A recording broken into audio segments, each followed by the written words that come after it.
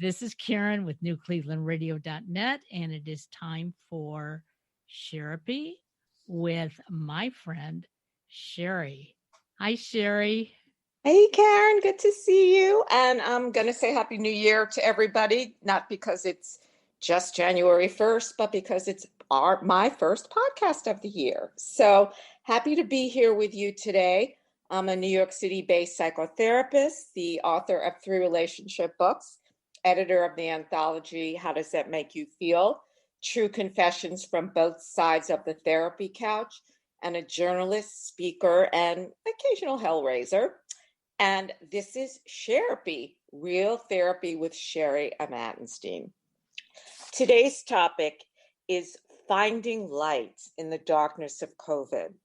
Today's show isn't about negating all the trauma of the past year, but highlighting how facing your suffering rather than running from it can ultimately lead to discovering rich new parts of ourselves. Indeed, 2 of my guests today have gone viral with projects they created during the pandemic. There's a growing body of research on post-traumatic growth, which is defined as the positive psychological change that is experienced as a result of the struggle with highly challenging life circumstances. And that's ultimately been the case for me personally with each of the worst traumas I faced. For example, while I'm not sugarcoating the awfulness of being hit by a car and having my left ankle nearly amputated several decades ago, enduring it and my left ankle never being the same ultimately led to vast spiritual growth. Another example, living in New York during 9/11 was emotionally very scarring, but I began volunteering at Ground Zero, and a year later, I switched my career in magazine publishing to social work. I enrolled in social work school, and now I'm a full-time therapist. Last February, my last personal example here, I was diagnosed with early stage breast cancer just as COVID was starting to run rampant. And that obviously set off a lot of changes in the recesses of my gray matter that I'm still processing. For one thing, I've always considered myself a fairly negative person, even though I'm always encouraging my patients to look for the positives. And shockingly, I've been pretty positive through my breast cancer ordeal, mostly focusing on gratitude and how I can channel this experience in positive ways. And that's what gave me the idea for this show about finding light in the darkness. And I want to introduce my first guest, Mindy Greenstein Ph.D. She is a clinical psychologist and writer specializing in cancer and aging. She's the author of The House on Crash Corner, a memoir about coping with crisis, and the co-author of Lighter as We Go, Virtues, Character Strengths, and Aging. And Mindy also contributed a beautiful essay called An Unexpected Healer about dealing with breast cancer while working as a psycho-oncologist at Memorial Sloan for my anthology. So welcome, Mindy. Thank you so much for being here today. Thanks for having me, Sherry. And I know that you've been doing research on helping people find meaning through crisis. And that is a topic that is just obsessing me these days. So, not surprisingly. So, can you talk a bit about what you are finding on that? Sure. A long time ago, Viktor Frankl wrote a book that has been famous ever since called Man's Search for Meaning. My favorite book. And in fact, when I began as a psycho-oncologist, before I started, I asked the head of the department if there was anything I could do, to study up before I started work there, because it took a few weeks to get, my paperwork in order and all that. And I thought he was going to tell me some, research to read. And in fact, he said, why don't you read Man's Search for Meaning, which I had just read, in fact. So it felt particularly apropos. And just a note for anybody who hasn't heard about Viktor Frankl, he was a psychiatrist who also was a concentration camp survivor, including from Auschwitz. And he wrote this book, Man's Search for Meaning, in part as a book about the psychology of kind of emotionally surviving the concentration camp. So a lot of my research was sort of based off of a lot of the things that Frankl said. And in fact, he's a key point of reference for a lot of the what's called post-traumatic growth research. So essentially what Frankl said was that man has a need for meaning. It's one of the core needs of our existence, just as much as any of the other visceral needs. And that life presents us with what he called the tragic triad: pain, guilt, and death. You can't get through life without hitting the trifecta, of those at some point or other. And in fact, what happens when a crisis occurs, first of all, it's interesting that the word crisis did not originally have a negative tone to it. The word crisis technically means turning point.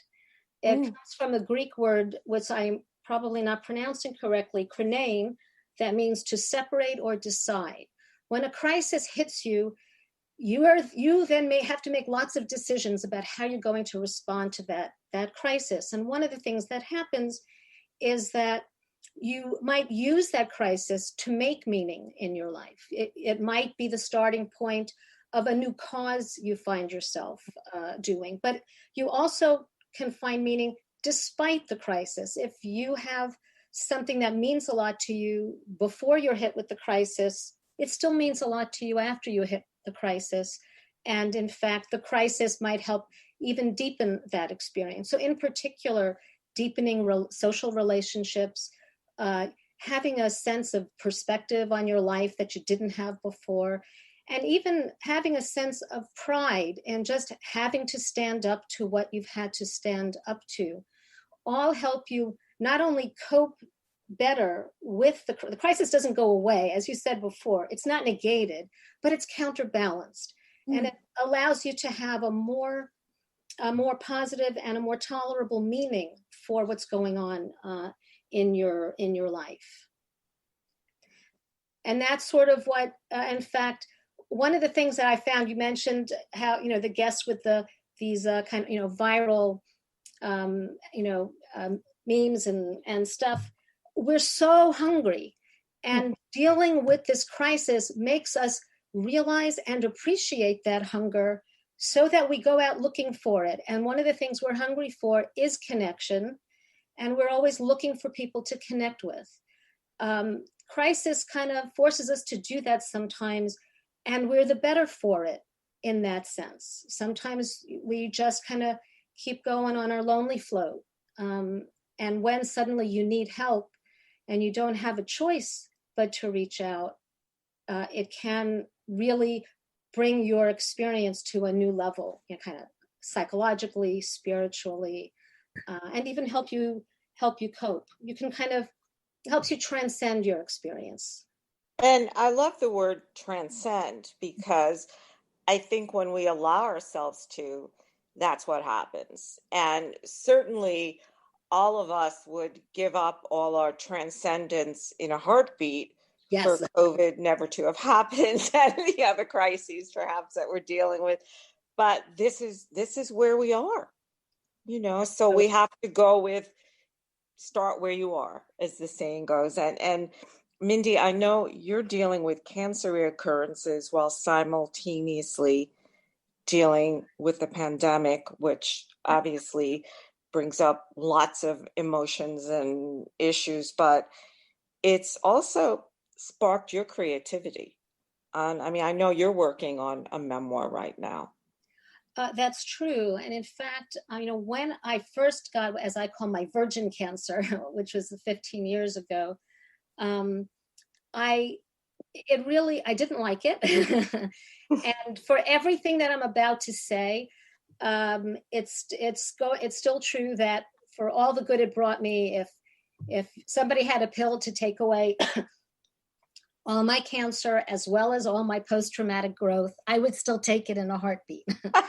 However, that's not one of my choices, so I'll move on from there.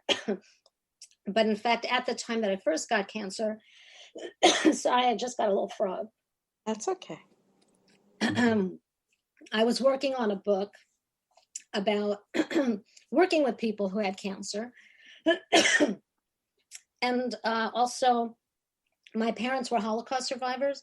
So I recognize that there are so many ways for life to really bat you around. And the experience really changed me. For one thing, I knew that by hook or by crook, my book was getting published because I wasn't going to stop until it did, which was a true personality change for me. Okay. And now, as I go through my COVID experience, a lot of the things that I had to do to deal with cancer, really helped me to deal with COVID in ways that my friends were coming to from scratch. But I've had to deal with a lot of similar issues on and off for the last 15 years. And in fact, for the last 5 years, my cancer has been metastatic. So it's always here to stay. I'm not I've got it now, but hopefully, in a year, it's going to be gone. And that's helped me enormously. Again, I would give, if anybody could take it away, I'll give it to you. I mean, I'll let you take it away.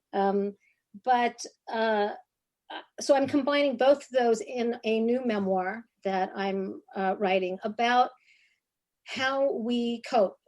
And in particular, one of the hallmarks of cancer that has been, I think, the truest problem that everybody faces in COVID, no matter what side of whatever line you're on, is the place of uncertainty, the constant sense of uncertainty. Anything that you know in minute 1 can turn out to be incorrect by minute 5. And having to make do with that, having to make decisions.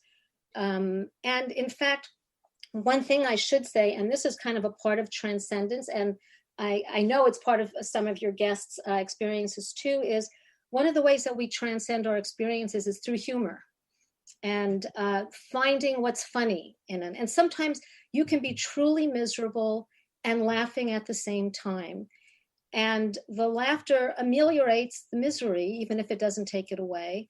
But also it helps other people understand, and learn from their experiences if they're going through something similar as well. So as I describe my books to people, I usually say something like, my parents were also compulsive gamblers. So I say it's about the Holocaust, cancer, and compulsive gambling and COVID, but it's funnier than it sounds. Right.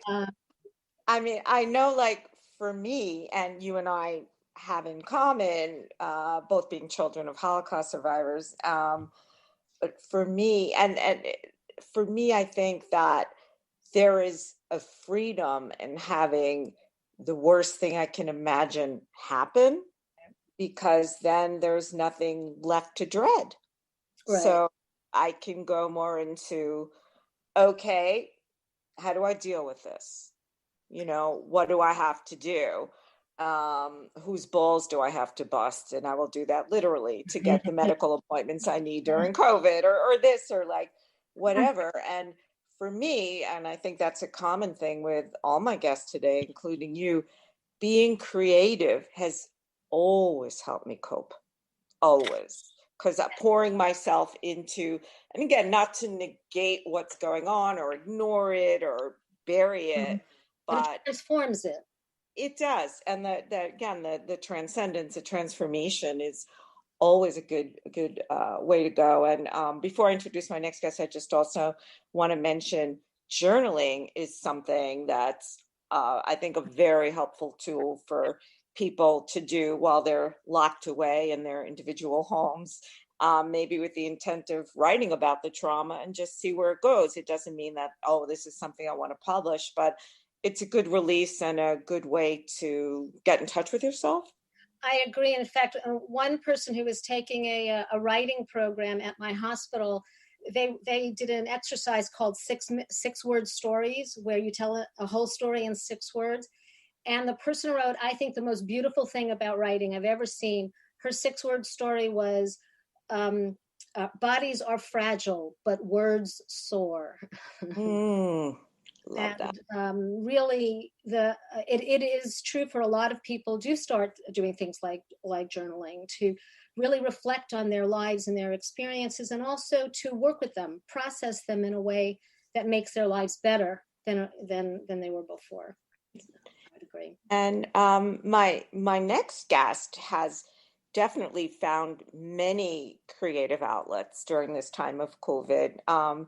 Betsy Broadman, she's worked in media as a lawyer and for many years as a senior researcher coordinator in infertility at Brigham and Women's Health in Boston, Massachusetts. And Betsy, I'm so glad that you could join me today. Yeah. Well, thank you. It was interesting listening to Mindy. I just want to add one thing. Sure, please. That I think one of the things that everyone has in common is that life takes different passages, right? They take different paths. And this is but one of the paths that we're on right now. And each path that we take teaches us, right? And propels us to something else. Granted, this was one of the more bizarre and difficult ones. But I just would like to just give you a little bit of background to help you understand where I'm coming from with that. Sure.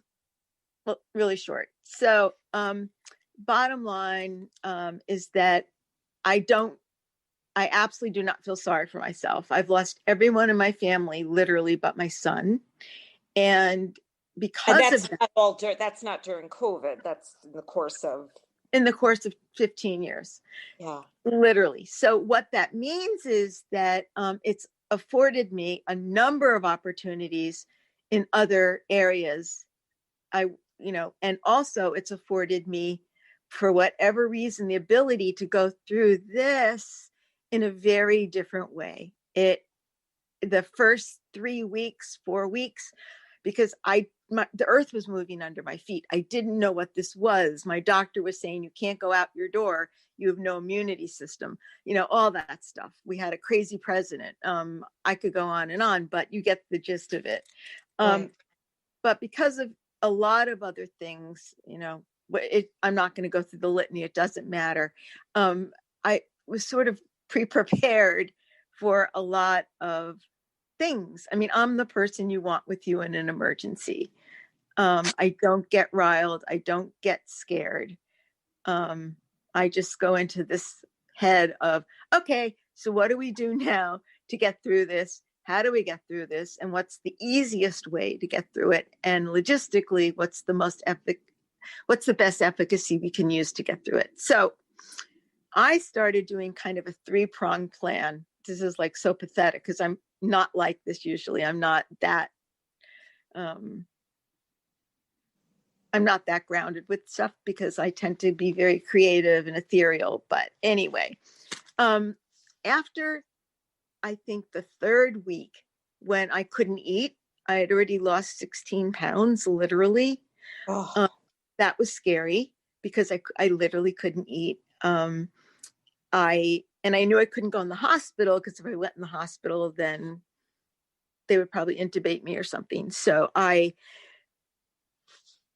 just decided I was going to do 3 things. I was going to play a lot of music.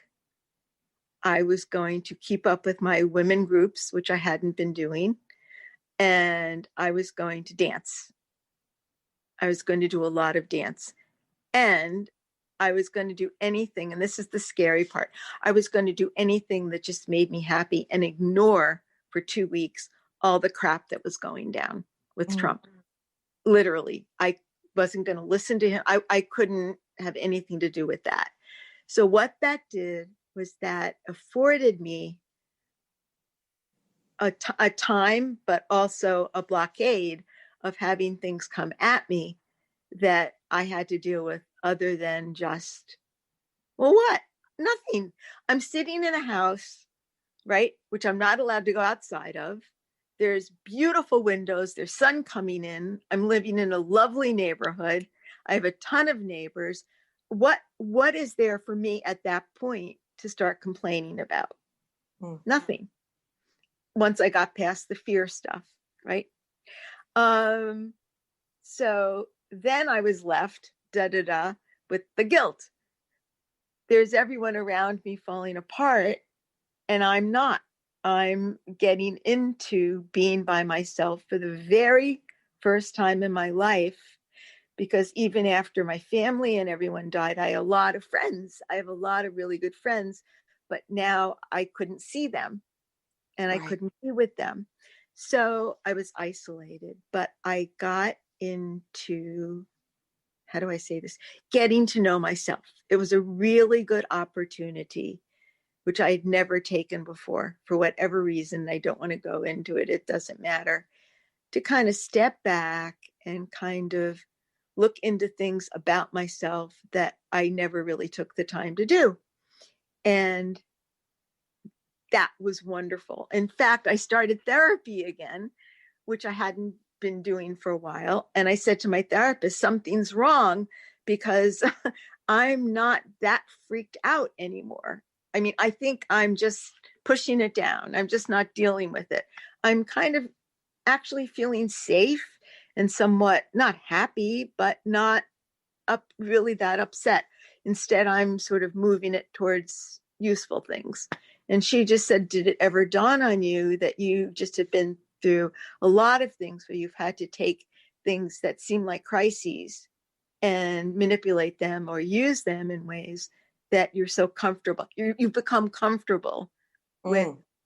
So anyway, long and short of it is that this has become a time for me to be by myself, which I've never really done. B, do a number of things which I've always wanted to do. I'm taking courses, 4 courses a week, or that I've always wanted to do, that I'm way in over my head in, that I love. I never would have done it but for this. I've made a lot of new friends, which I never, it's so funny. I mean, it forces you to just reach out to help people, and it to reach out when you need help. I mean, there's all these really amazing things that came out of this. And I know it sounds generic, but for me, it wasn't. And I know that now you're singing. That's definitely something that I used to sing very well, actually. And I went actually to School of Music and Art. And I, for the last few years, have not been able to sing. So I'm taking a class at Berkeley in vocal 3. The most important thing that I got out of this is that I'm taking a class where I went to law school in justice. And that started 3 weeks before George Floyd. And that was an amazing class because people were just incredibly revved up. I was one of 5 people in that class that wasn't, that was white, and obviously, living in a very lovely suburb and older.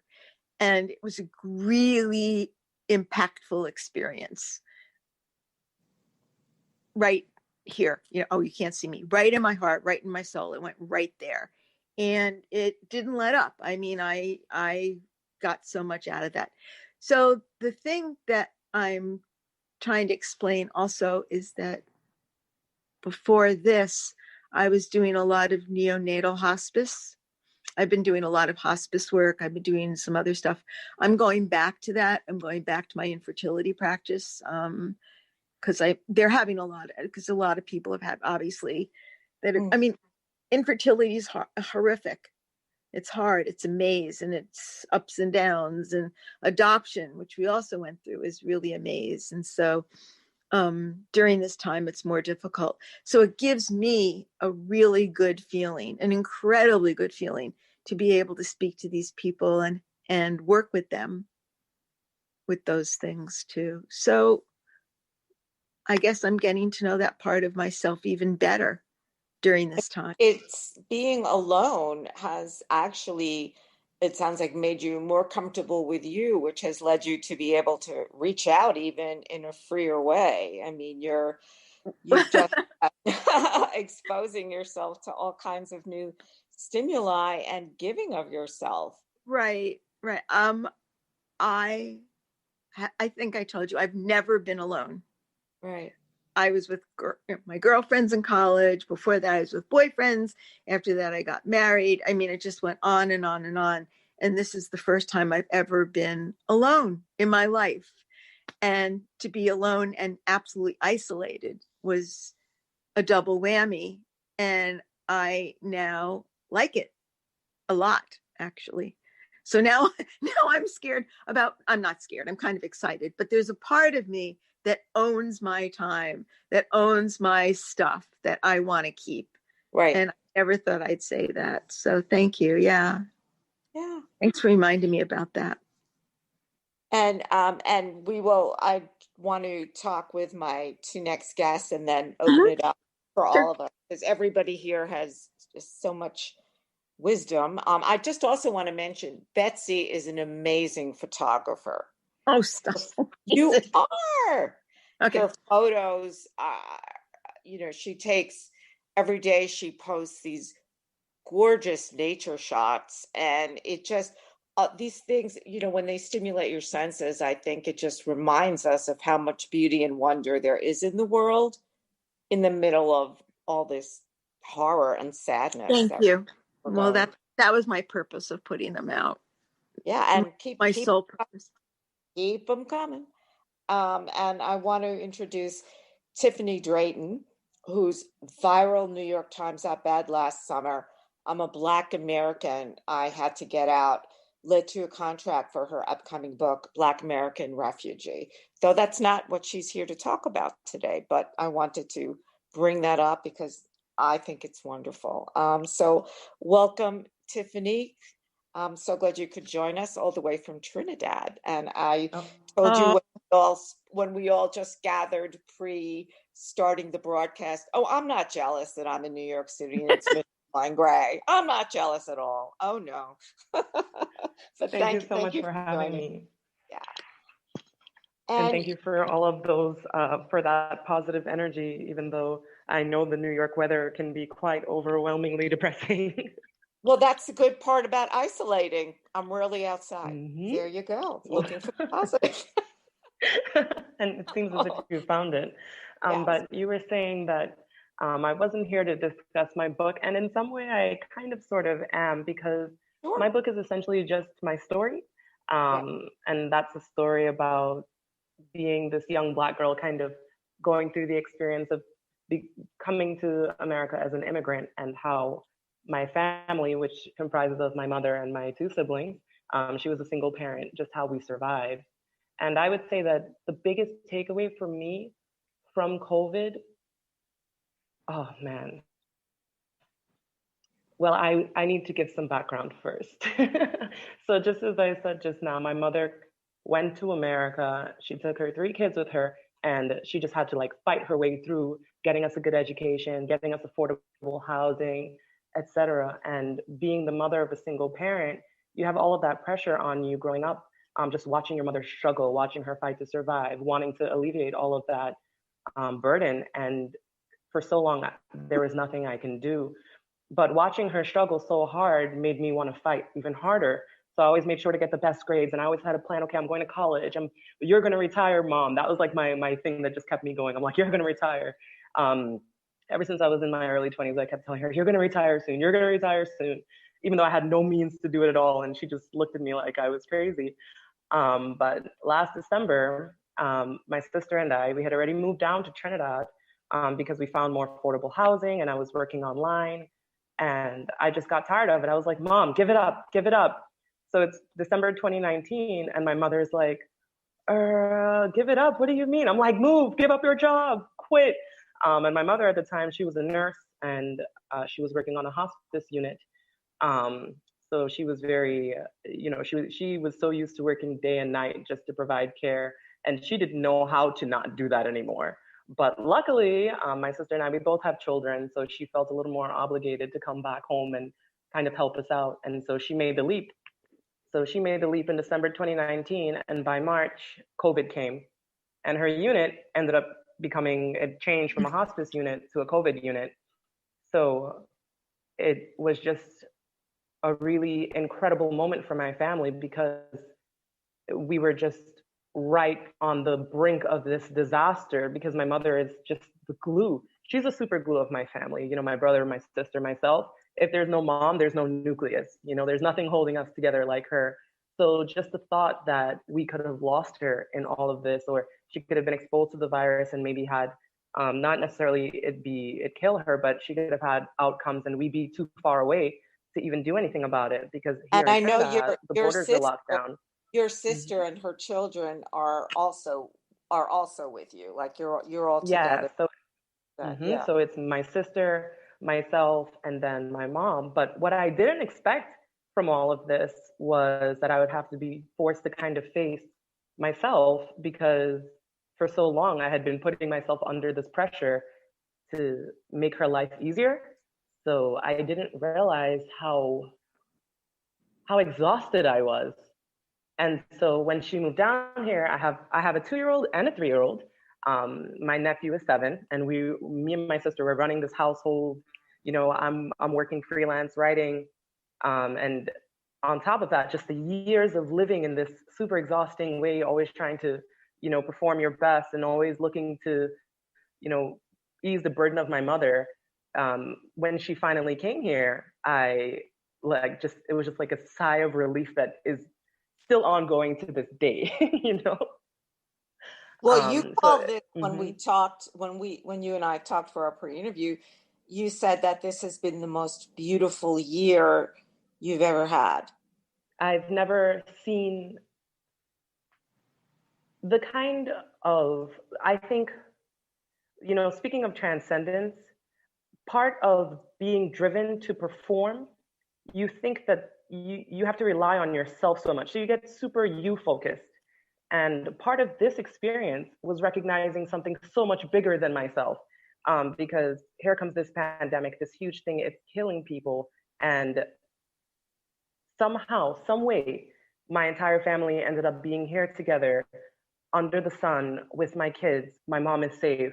And while, you can say, well, you did this or you did that, I could never even begin to take credit for something so just magnificent, just so grand in its perfection. It's just watching my kids play with my mom, and she's just drinking her coffee and they're bothering her, and she's like, get away from me. It just brings the biggest smile on my face every single morning. All this while you've been writing your book. Yes.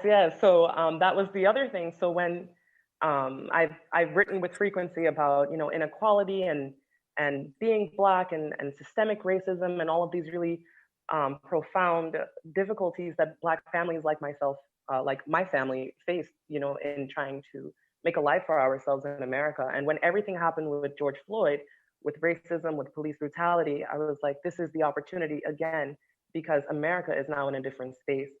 So this trauma of being like blackened in the society, being faced with so much inequality, all of a sudden George Floyd was like this doorway through which everybody can walk and finally witness it for themselves.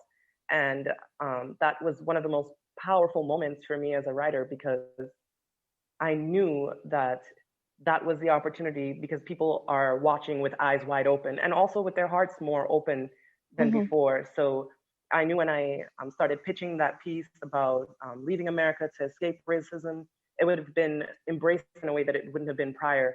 Right. So I just jumped on that opportunity. I sold that essay, and as a result, I sold my book, which I could have never done any of this without my mother being here to help out with my kids and help out with the chores and clean up, and so it's an all around blessing. And you also said that this year has been about, and similar to Betsy, about making space for beauty. Oh, absolutely. I was mostly raised on the East Coast, New York City, New Jersey, just, a super industrial life, a very busy, hectic life. And then this transition forced us not only not only do we live in a country that's just, it's an island and it's just inherently more peaceful, but then COVID brought the slower pace to pretty much a standstill. And as you're standing still, you're just looking around at all of this magnificence that before you would have passed by. Like I probably would have never even noticed that the parrots come in every single day at 5 p.m., but now me and my sister, we have nothing else to do but sit on the patio and listen and pretend to make conversations about what they're talking about because we have nowhere to go. Well, Tiffany, I'm coming to visit, so you can. Oh, please. I will give you my flight information, and I can't wait to read the book. And I want to introduce my last guest for today, Neil Kramer. And in the past year, he has been living with his elderly mother and his ex-wife in a 2-bedroom apartment in Flushing, New York, which is a slightly different setting from Trinidad. And I hear everybody gasping in horror. I mean, it's clearly not an easy situation to be in a small space with your mother and your ex-wife. But Neil's creativity found an unexpected outlet in the pandemic, and it's led to publicity on the Today Show and literally all over the world. Japanese Cosmo, anyone? So, Neil, thank you so much for coming. And we're friends in real life, and you're one of your Facebook posts have all, like Betsy's gorgeous photos, have been one of the things getting me through, because you have these sometimes hilarious and sometimes heartbreaking and sometimes both photo documentation of your day-to-day life with your mother and Sophia.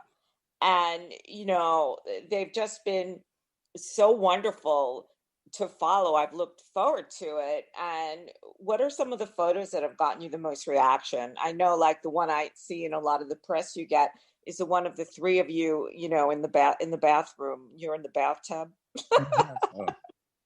Well, I think all the photos when we decided to shoot these, I did want them to be real in emotional content, but life was so stressful here and such small space that it seemed easier to like reproduce them in a more humorous way the next day. So that was one of the photos where we share one bathroom. So basically I'm taking a bath while my ex-wife is shaving her legs, and my mother is bringing a phone in. And it was a very small room, so we actually had to set up a light stand, and my mother was like all freaking out that we're going to electrocute each other. So there was a lot of tension behind the scenes, but at the end, as usual, the ones that you think are not working out come out the best. Mm-hmm. I also love the one where, you're kind of serving them. You're serving them like out on your like fire escape. You're serving your mother and Sophia like a meal. You're kind of wearing like this little French nanny outfit or something. Right. Well, that was my mother kept on. Well, this, it also was a little bit of a diary as time went on. My mother was complaining that she was missing going to her local Queen's Diner. So we decided, this was already in summer, so we like reproduced. I put on, that was a waitress outfit that I bought on Amazon. That was way too. It was. You're always doing beefcake, Neil. It also made me connect to women's clothing because I ordered an extra large, and obviously this outfit came from like somewhere in Asia, like in China. So I didn't realize like an extra large in China is like, a size 2 in America. So it was like the shortest thing possible. And so, yeah, I think people appreciated the humor of it. Even though underneath it, I would write text that, some of it was not particularly right. I mean, all the other speakers so far seem very self-aware about what the last year has meant to them. I'm still sort of living it right now. Even when someone's in the kitchen right now, I don't know if that's my mother or Sophia. It was like that. It's been a little bit of an uncomfortable situation, and I've used the photography, which I did take photos before, but it was more street photography or portraits, and this was sort of about. And you did my headshot last Right. December, shortly before all this started. and shooting your own family is like one of the hardest things to do, because first of all, I'll give you 5 minutes before some TV show comes on Netflix, and I had to bribe them a lot with donuts and coffee, but and also there was a certain emotion. Talking about therapy, this was a little bit like family therapy through art, because the whole year we had a lot of, there's one shot of me and Sophia like wrestling on the floor with my mother wearing like a referee outfit. And it was funny, but that really came out of some sort of a painful moment where my ex-wife's apartment in California, she lives in California, my mother lived in Florida. Through weird circumstances, they both ended up back here in Queens. And then the pandemic happened. So we were stuck together pretty much. Jeez. And even though me and my Sophia, my ex-wife, get along pretty well with friends, this was the first time in years, that we were together so much. And kind of puts a crimp in your dating life. Well, not exactly. Not only that, it was also, we went back to some of the patterns of, being married that we didn't have when we were separated. But I did make the joke somewhere else that like every once in a while we'd get into a fight and we were about to say something like, I want a divorce. And then we realized, we're divorced already. So how far, we can't go anywhere. So in a way it diffused some of the tension. But there was one day we had a fight, and then the next day we decided to like shoot it like as a wrestling match with my mother, like being the referee. And it sort of like helped us in a like, isn't there something like in the 70s, like some therapy where they would like almost do like play acting? Or it was almost like, it was like I don't even know what the word is, but we somehow resolved the issue through the photograph. And none of this was really planned. We just were putting it on Instagram as basically self-therapy. But then I think someone mentioned everyone's looking for like connection. So I started getting emails from really around the world, how like, that they were also in weird family situations, living with their kids at home who came back from college. And they were also worried about their elderly relatives. Here, me and Sophia hardly left the house because my mother is 87, and we were afraid of, and in Queens, which I don't know if you remember, but back in March, Queens was like the real big epicenter in the beginning. And we live in a small apartment building, and we were like, even just taking the elevator was like scary. So we were afraid for my mother. So people connected to the fact of a family caring for each other, despite the weirdness of it. And I think what we've all been talking about is kind of transcending the scary in creative ways. And it seems like that's been helpful for all of us. So I want to ask like everybody now, how do we incorporate all that we've learned in this period when the world opens up again, hopefully sooner versus later?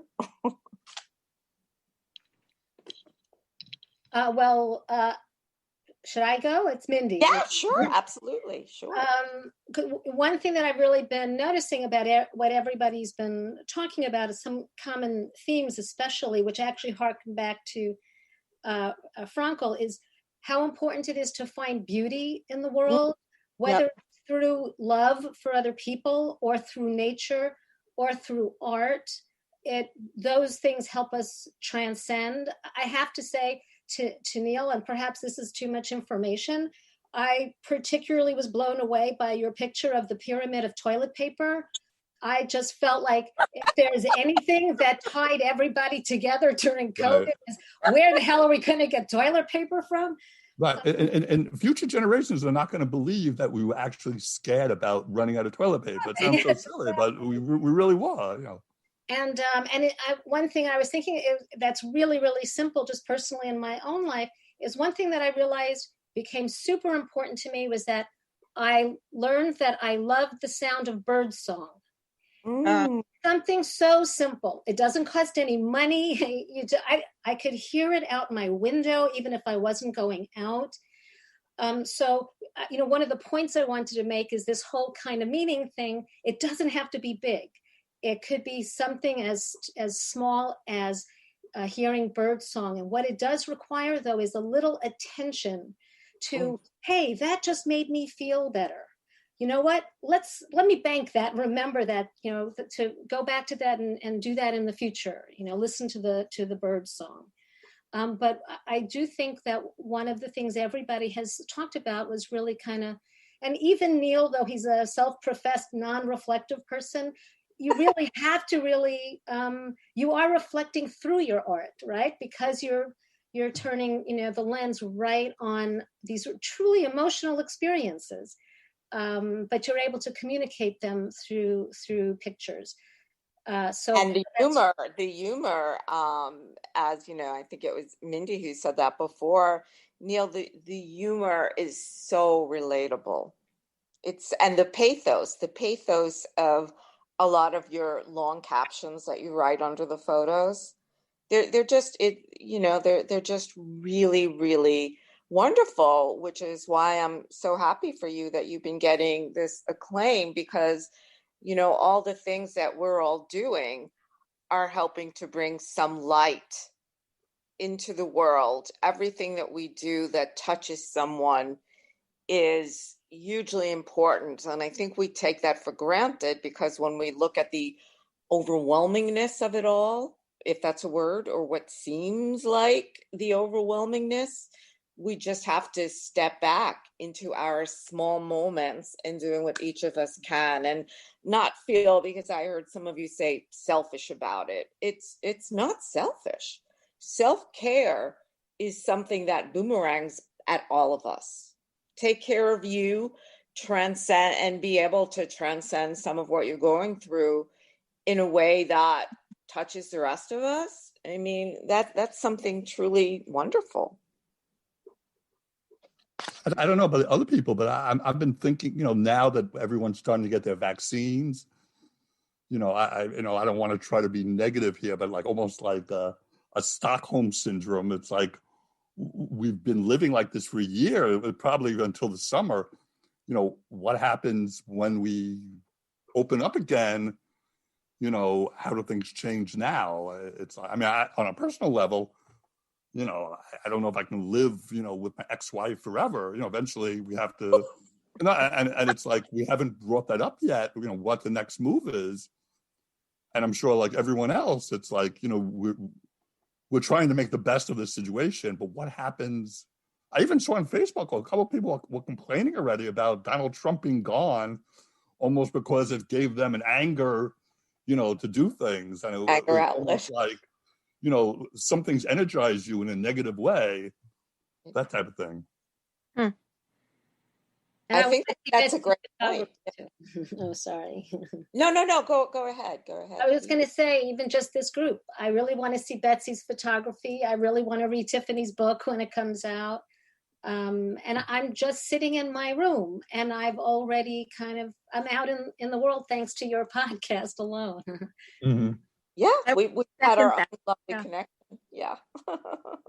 I feel like a really profound thing that I would like to also keep, and also just see the world kind of hold on to, is this real investment and interest in large scale issues that I think we were overlooking a lot, whether it's like social inequality, and whether it's climate change, or how people were so invested in politics to the degree that we were like, watching live on TV the electoral college count, you know, like when have we ever done that before? So I feel as if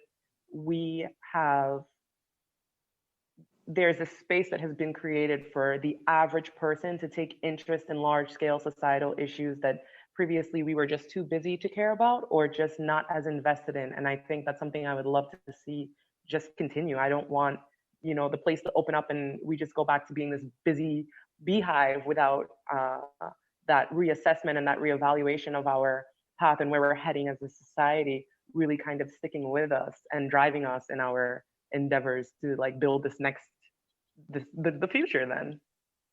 And I think that that's a hugely important point. We don't want to lose and just dismiss all the things that this year has had so many riches. It really, really has in so many ways. You know, from learning how to score toilet paper to, you know, just whatever. I think the next step, once we finally can start putting our heads outside without a mask, when that comes, I think the next step is how do we incorporate what we've learned and not lose it. that? It's not. I'm sorry. No, please go ahead. No, my son's girlfriend is a chief of immunology, and the variants that they're finding now are going to come up in about 3 months. So the vaccines that we're getting now are going to be changed. I'm not sure, and no one's sure, but I don't know that things are going to be moving that quickly. And I'm not sure, at least the people I know. And of course I live in Massachusetts. So, you know, the healthcare is very different. It's very easy. But I'm not sure everyone's going to be moving that quickly. I think we're still going to be wearing masks outside. Oh, for sure. Yes. Right. And I think it's going to bringing that up. Yes. But I think we're it's in this for a while longer. Absolutely. So yeah. I think it's two-pronged. I think it's both health, and I also think that it's a psychological issue that scared us so much that we're a little bit afraid to let go of those masks, even because who do we trust? We couldn't trust asshole, right? We couldn't trust that all that stuff that came out of the White House when we were told all these things about the pandemic. So now we can, but we're still a little bit holding on to, you know, what is going to happen with the CDC. So might not be as fast as we think. Which is an interesting point, bringing back up that notion of uncertainty. We don't even have certainty about how short-term versus long-term these changes are going to be. Right. But that's good because it's the truth. Mindy, it's like they don't know. And I'd rather know that they don't know. And there was no longitudinal studies. So it was done so quickly, right? So they don't know at all how long these vaccinations or then the boosters or then the next round is going to last anyway. I'm not being a naysayer. I'm just saying that I guess I'm my father's daughter. I'm just saying, which I hated. I'm just saying that I'm going to go out and do it very carefully. And actually all my friends are pretty much, you know. And that'll be another show, but yes, I know I've become kind of agoraphobic and I feel very happy in my cocoon. So I think, and I think that's going to be the topic for a lot of discussion as we slowly, carefully move forward, how we do that. But I think that at least we're learning that some of the ways to be comfortable in our present lives, sorry, Neil, I know it's crowded in your bathtub, but is to hold on to these new powers of reflection, this spaciousness, this room to create art that we've been creating. So let's keep using that as a way to keep us going and to hopefully keep us from needing to rush ahead, we're fools, whatever that expression is. But, Yes, But keep your masks. Keep your masks, everybody. Yes. I'm sure there's a lot that, everyone's feeling, they just want to run out and hug anyone in the street right now. So it's that control of, let's be patient, Yeah, it's a lot. It's a lot. But I think what this show has been about is how this is a waiting period and a scary period, but that does not mean it's not a very emotionally fertile period as well. So I thank you so much for joining me. And I thank you out there for listening. This has been Sherapy, Real Therapy with Sherry Amatenstein. Please feel free to email me at sherrymsw@earthlink.net. And thank you all for joining. And let's go and enjoy the rest of our day and keep on going forward. Yay. Thanks. It was great. Thank you, Thank Sherry. you, everybody. Thanks, Thank everybody. you. I'll write you on Facebook. Okay.